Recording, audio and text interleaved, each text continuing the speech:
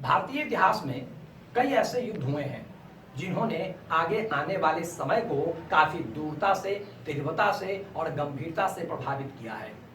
ऐसा ही एक युद्ध कलिंग युद्ध है। तो इस वीडियो में हम कलिंग युद्ध से संबंधित कुछ महत्वपूर्ण तथ्यों को आपके सामने प्रस्तुत करने जा रहे हैं। लेकिन इसके पहले यह जरूरी है कि आप हमारे चैनल को सब्सक्राइब कर लें और बेल आइकन को दबा लें ताकि हमारे हर नए वीडियो की जानकारी आपको समय पर मिल सके।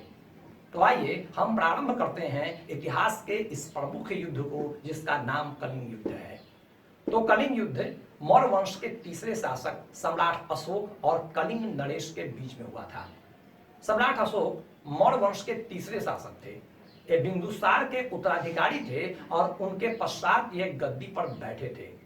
और इनके शासनकाल की सबसे महत्वपूर्ण घटना यह कलिंग युद्ध है जो उनके राज्याभिषेक के 8वें वर्ष 261 ईस्वी पूर्व हुई थी। इस कलिंग युद्ध के कारण क्या थे? तो इस कलिंग युद्ध के 3 कारण थे। पहला कारण इसका यह था कि अशोक एक साम्राज्यवादी शासक था। वह अपने साम्राज्य का विस्तार करना चाहता था, या अपने पूर्वजों की तरह भी अशोक साम्राज्य विस्तार के लिए इच्छुक था।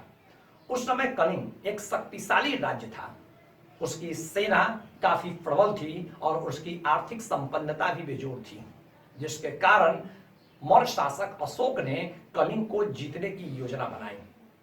इसका दूसरा कारण, जैसा कि प्लिनी कहता है कि अशोक ने वाणिज्य व्यापार की दृष्टि से महत्वपूर्ण समझकर ही कलिंग पर आक्रमण किया था। इसका सीधा मतलब यह है कि उस समय कलिंग वाणिज्य व्यापार की दृष्टि से काफी संपन्न राष्ट्र था और वहां पर से प्रमुख व्यापारिक मार्ग निकलते थे। अशोक उन व्यापारिक मार्गों पर अपना अधिकार करके भारत की व्यापारिक समृद्धि का और अधिक विस्तार करना चाहता था। यह उसके कलिंग युद्ध का दूसरा कारण था। कलिंग युद्ध का तीसरा कारण कौटिल्य ने बताया। उनके अनुसार कलिंग में उत्तम किस्म के हाथियों की बहुलता थी। तो अशोक ने हाथियों को प्राप्त करने की इच्छा से कलिंग पर आक्रमण किया था।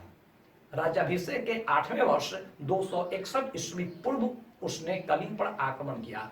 दोनों में बड़ा ही भीषण युद्ध हुआ और इसमें लाखों लोग मारे गए, लाखों घायल हुए। इस युद्ध के बाद वह सम्राट अशोक, जिन्होंने अपने 99 भाइयों की हत्या करवाई थी, प्रत्येक हत्या पर उत्सव मनाया था, जिनकी वीरता क्रूरता की सीमा पार कर गई थी, वे सम्राट अशोक युद्ध भूमि में बच्चों की तरह बिलख बिलख कर रोने लगे और हिचकियों में कहा कि चलो पाटलिपुत्र, आज से कभी हम युद्ध नहीं करेंगे। यह कहा जाता है कि बदला हुआ आदमी संसार को बदल देता है। सम्राट अशोक भी इस युद्ध के बाद बदल गए। उसके बाद वे संसार को बदलने चल निकले। वे एक ऐसा संसार बनाने के लिए चल निकले जिसमें न विजेता हो न विजित हो, न युद्ध हो न हिंसा हो, न घृणा हो, न जय हो न पराजय हो। वह एक ऐसा संसार हो जिसमें केवल सुख हो, शांति हो, समृद्धि हो। और इसके पश्चात अशोक ने अपने साम्राज्य विस्तार की नीति का हमेशा के लिए त्याग कर दिया और उन्होंने बौद्ध धर्म को अपना लिया और अपना सारा समय प्रजा के हित में और प्रजा की भलाई में लगाया।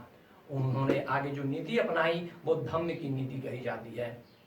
तो अशोक की धम्म की नीति क्या थी, इनके लिए उसने प्रचार प्रसार के लिए क्या उपाय किए, इनसे संबंधित वीडियो भी हमारे चैनल पर उपलब्ध हैं। आप वहां पर से जाके उसे देख सकते हैं।